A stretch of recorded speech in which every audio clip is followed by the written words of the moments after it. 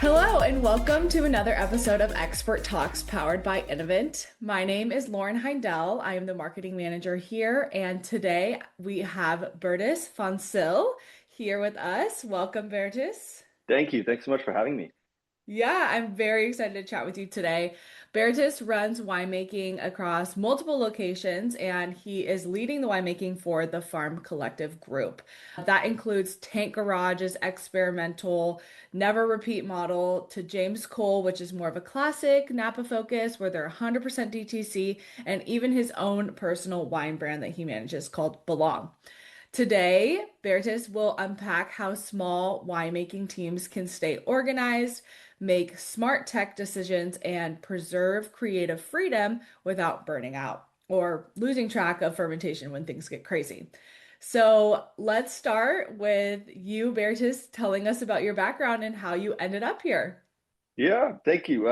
So I grew up in Cape Town, South Africa, and I was fortunate to go to a boarding school in the heart of the South African wine industry in Stellenbosch.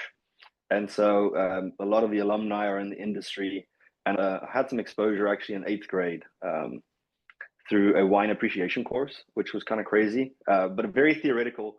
There was kind of one class every 2 weeks you could do an enrichment module, archaeology or aviation, or so I just kind of went down the list, and at the bottom there was wine appreciation.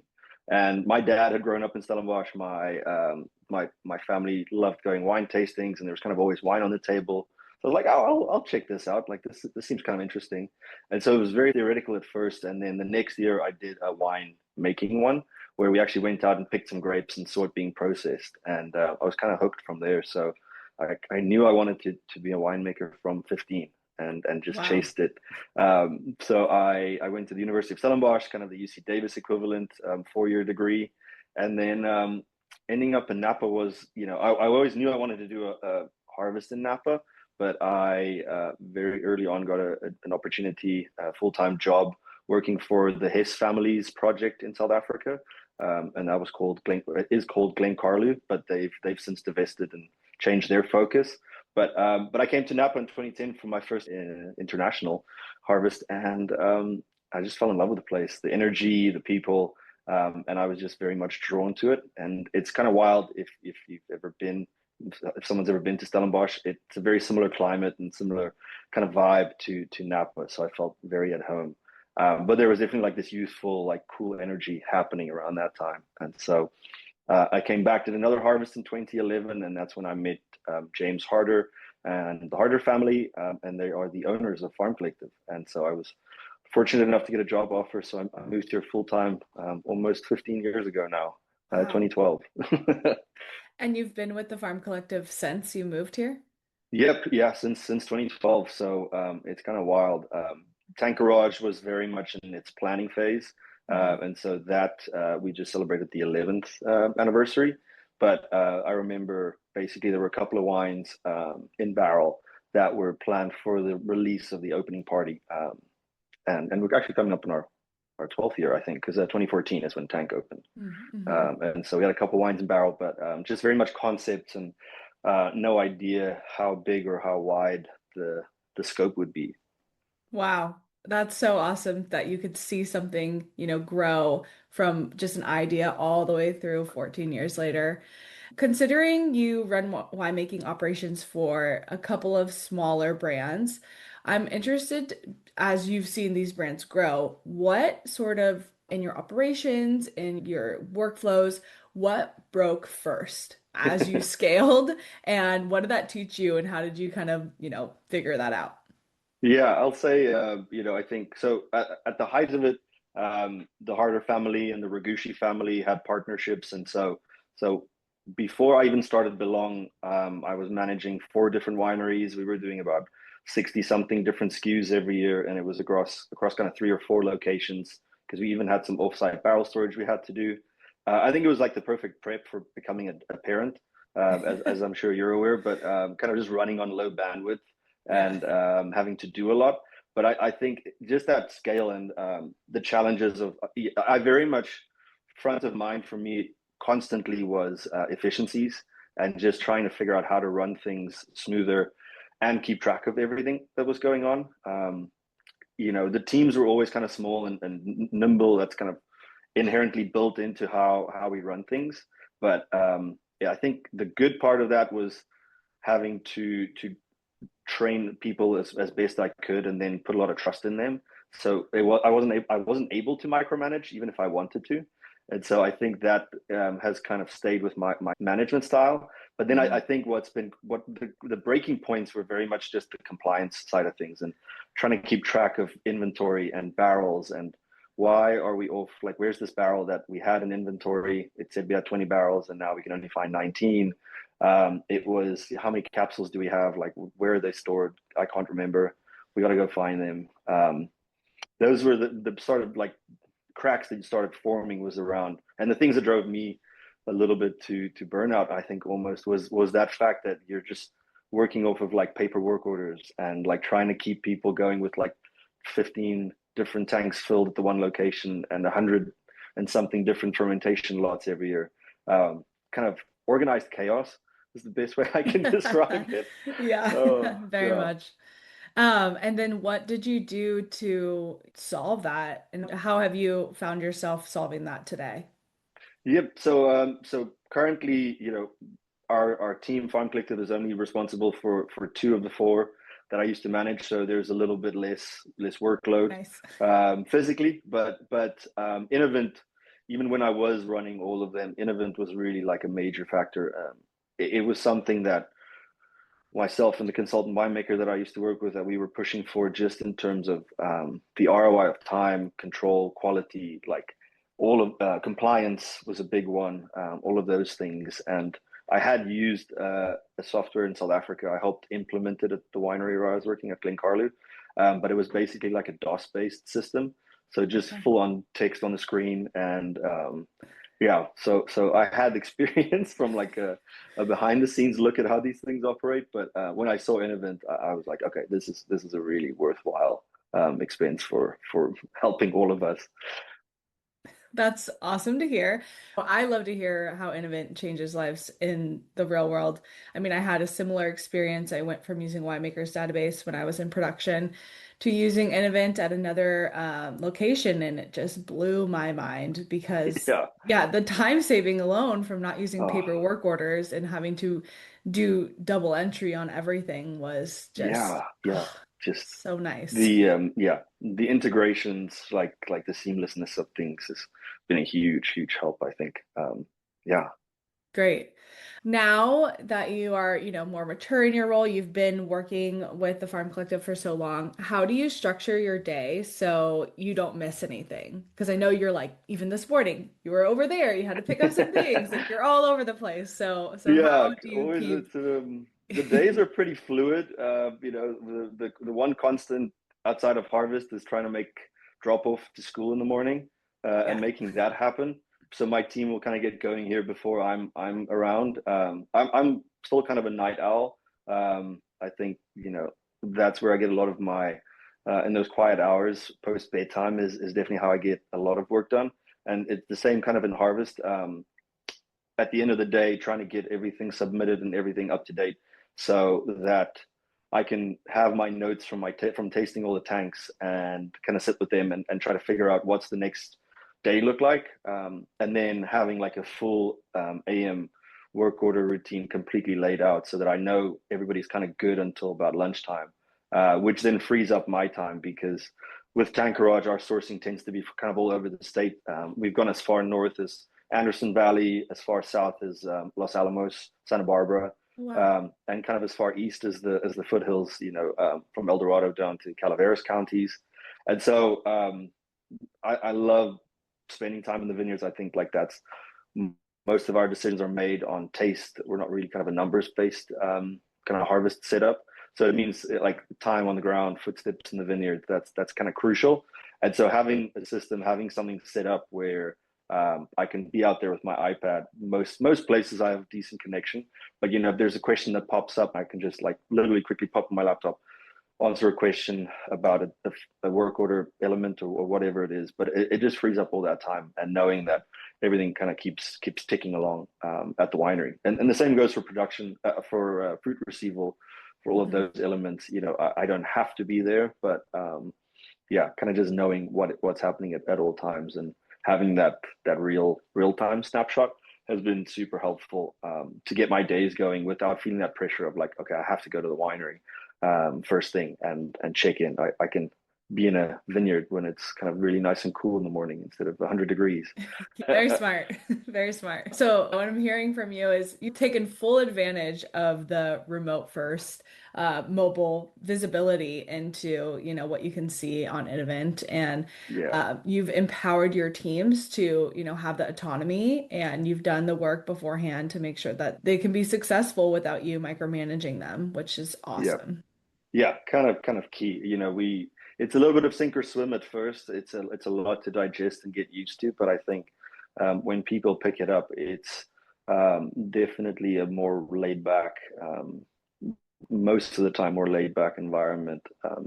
Other than those moments in harvest when all the Napa fruit seems to ripen at once, and Why you're does picking that everything always in a week. happen? Yeah. Oh my goodness, yeah. Past few Uh, years have definitely been interesting for different reasons. Yeah, yeah.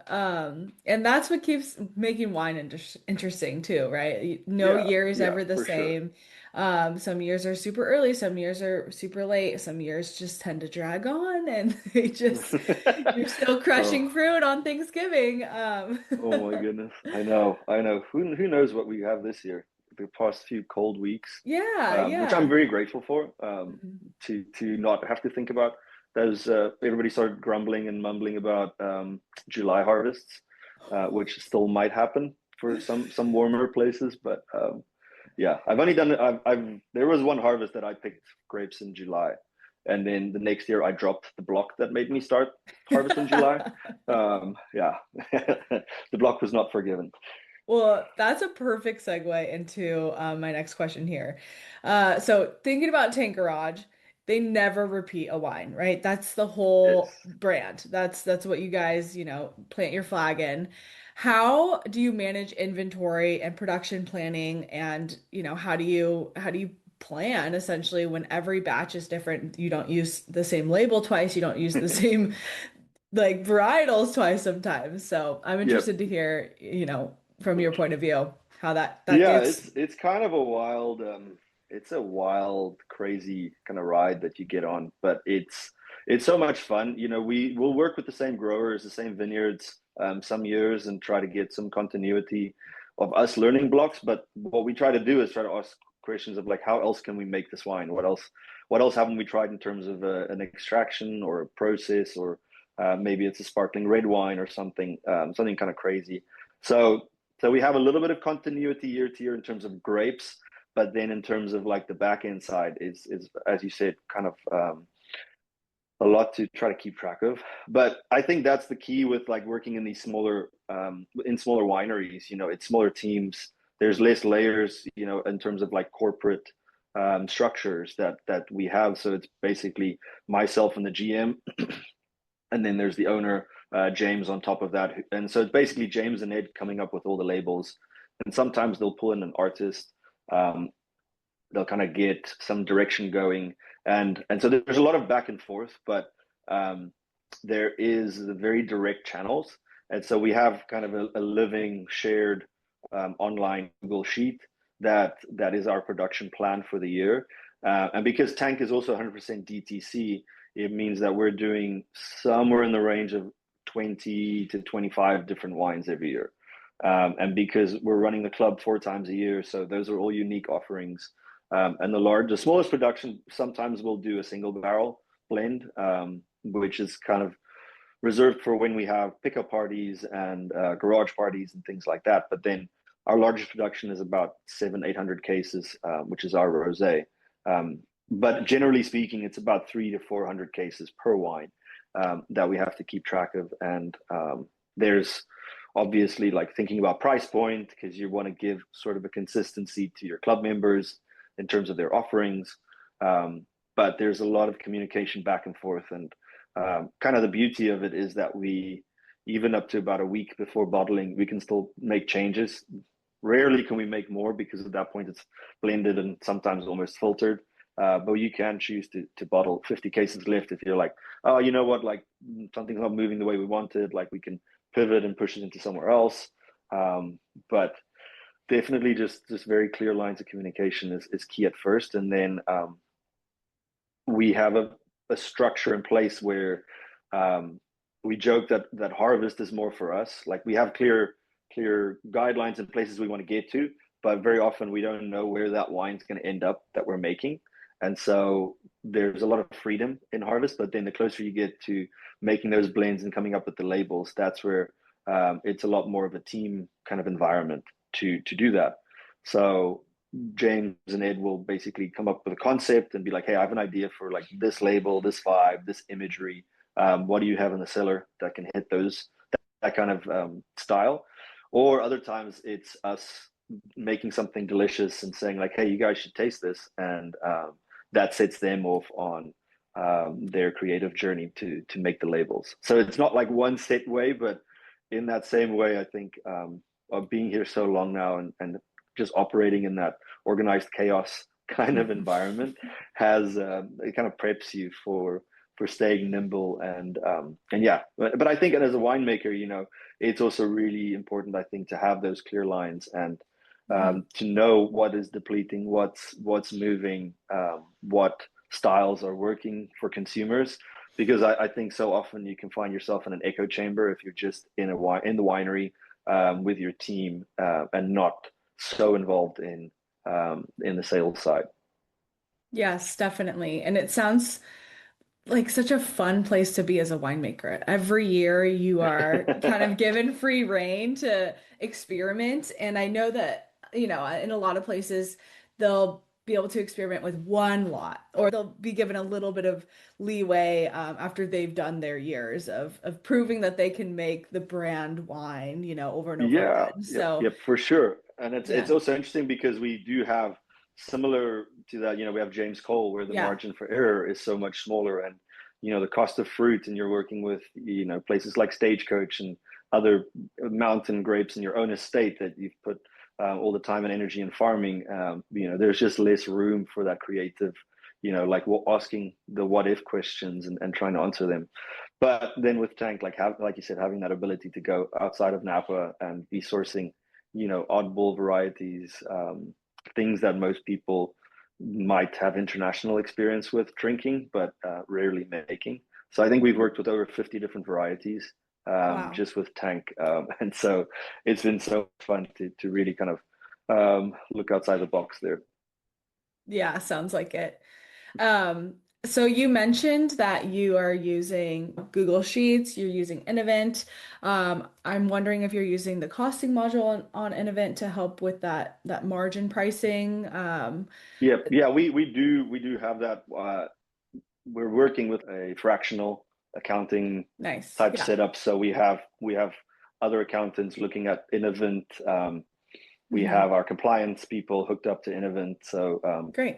so it's been very helpful to be able to allocate certain things and answer questions kind of quicker about Hmm. where things are standing. That's amazing. And kind of on that same vein, what would your advice be for smaller producers who, you know, maybe have one of the three brands that you have, but they feel like they can't really afford to invest in better systems, or, you know, maybe they're feeling limited by their system and don't really know what the next move would be? Yeah. Well, I think like I said, thinking about efficiencies, thinking about my own time, and how much my own time is worth, that's been really eye-opening, especially also from running my own brand and making certain decisions and um, across different platforms and now thinking about, you know, wine club software and all this other stuff that you realize that one of the key resources that we have and is your own time. And so I think in terms of that cost saving, it's an expense up front, but the cost saving of the hours of compliance and trying to figure out reporting, trying to answer certain questions of if wines are vegan or not, like what were the additives, all those things kind of used to pop up and take me much longer to try to figure out. But having this kind of all-in-one system, keeping track of our bottling in our dry goods, all of those things, it just comes back to time. And I think in talking to a lot of people right now, it's where is your time the best spent? And I think for a lot of winemakers that's on the road, that's trying to sell wine, it's trying to move the needle in the current marketplace. And so anything you can do, any system that you have in place to make sure your operations are running in as high of a quality as you want is really critical. And I think running it from a spreadsheet, if you only make 1,000 cases, it makes sense. It's doable. I've seen that, but there's other things that get added on and other questions, and all of a sudden you find yourself 11 o'clock at night trying to consolidate something or find a missing file, and Yeah. instead of getting some sleep and being fresh the next day. Yeah, definitely. You've actually answered quite a few of my questions as you've been just expanding on your answers, but I have a few more. Yep, Um, far you've away. you've mentioned, organized chaos, doing more with less. What would you say that actually looks like in practice for you and your team? Yeah. So we are a team of three at the winery, and we'll get kind of one intern typically at the moment, sometimes two. But it's still pretty small, and we are bottling, let's see, January, February, June, July, and December. So we bottle 5 times a year, and typically our bottling days are between 8 and 13 SKUs in a single day. So Wow, we're kind of it's a the lot. yeah, we're the mobile bottler's favorite place to come stop. Yeah. They typically show up and say, what are you trying to do this time?" And there's a new mold, or there's a new type of label, or there's a new orientation that they have to kind of play with for us. Wow. But but I think for us, it's trying to make sure that like we were talking about, just empowered and knowing and kind of clued into to what's needed, what's happening. um, it really helps, but it's also trying to operate maximally. So I find myself a lot more behind the computer trying to plan things ahead and trying to lay things out this time of year. We're making blends, we're tasting pretty frequently, every few weeks. We'll taste everything, but then because we bottle so much, you're basically balancing bottling prep and blending and fine tuning to filtration at the same time as you're managing your topping schedule or your rack and return schedule. And so it's being planned out and being proactive is really helpful in laying out the calendar and the schedule to be like, okay, what's fixed and what has to happen, and then what is more flexible for a small team. But there's kind of always something to do. And I think, there are some wineries that the harvest might be so chaotic, but they bottle twice a year. And so there are much more times that you can dedicate everybody to cleaning the floors. Mhm. So there's the other considerations, I think, of the many hats that you wear as a small producer, small team. Yeah, it sounds like it. And it's also very interesting to hear, you are operating these many locations, but with super lean teams and being proactive versus reactive and how much that helps you. I love to hear it. Yeah.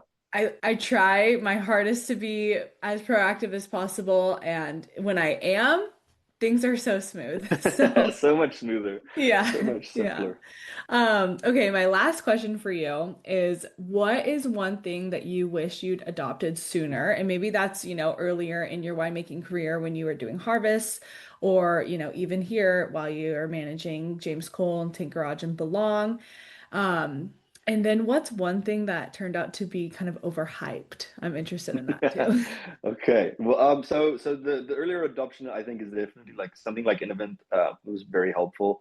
Let's see, when I started in 2012, the inventory was on it was on a ruled notepad that stayed on the counter at the winery.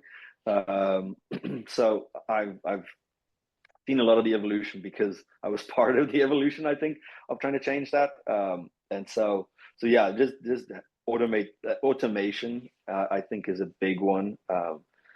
Trying to simplify your life by having systems in place. Mhm. And I think I made the mistake of doing a lot of paper inventories back then. And it's all well and good, but then you start driving around and you start lugging a thicker and thicker folder with you. And so trying to be greener and trying to print less things, I was very happy.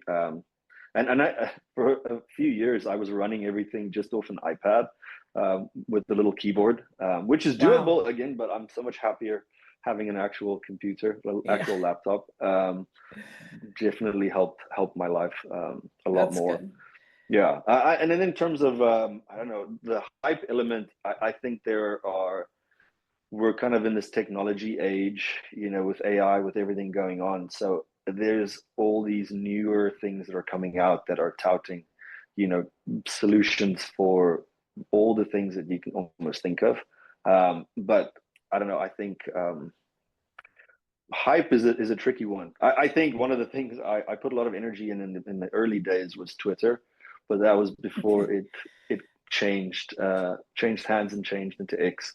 So I've been off of the the main socials for a long time. It's probably good for your mental health too. Yeah. Well, I'm still on Instagram, so I don't know. That sometimes feels Yeah. like you just get sucked Hmm. into a dark hole. Yes, I'm also a victim there. Yeah. Well, that's amazing. And it was just so great to hear your perspective on how to really streamline workflows for small wine production. Well, thank you so much for having me. I've loved the conversation. It's been so fun to hang out with you, and yeah, thanks for all your help. Thanks. Until next time, cheers. Cheers.